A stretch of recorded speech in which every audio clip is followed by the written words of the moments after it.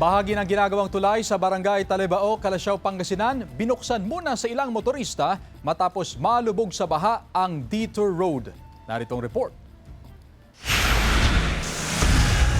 Dahil sa nararanasang pag-ulan na bunsod ng habagat at nagdaang mga bagyo, binaha ang ilang kalsada sa Calasiao, Pangasinan. Kabilang narito ang kalsada sa Barangay Talibao. Partikular ang ginawang pansamantalang daanan ng mga sasakyan na apektado sa ginagawang tulay. Problemado ang mga motorista. Opo, kahit matambakan lang yung daanan ng mga tricycle, ganun, para diretsyo. Kasi sobrang abala tong nangyari.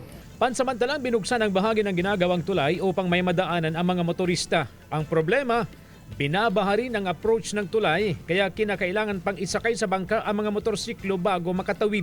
Bahagyang pag-iingat lamang po dahil meron pa rin pong nakatawid na din po yung tubig baha doon at hindi na din po natin ina-advise na itawid nila ang mga motor at tricycle para po na rin sa inyong kaligtasan. Para hindi na din po tayo magkaaberya. May mga bangka naman pong nandoon, mangyaring yun na lamang po ang gamitin natin na mode of transportation papasok at palabas po ng Barangay Talibao. Samantala sa monitoring ng MDRRMO, not passable sa light vehicles ang Mancup Highway na isa sa mga pangunahing kalsada sa bayan. Hindi rin makadaan ang mga maliliit na sasakyan sa Sitio Riverside sa Barangay Dinalawan. Kasama si Daryl Peralta, CJ Torida, One North Central Luzon.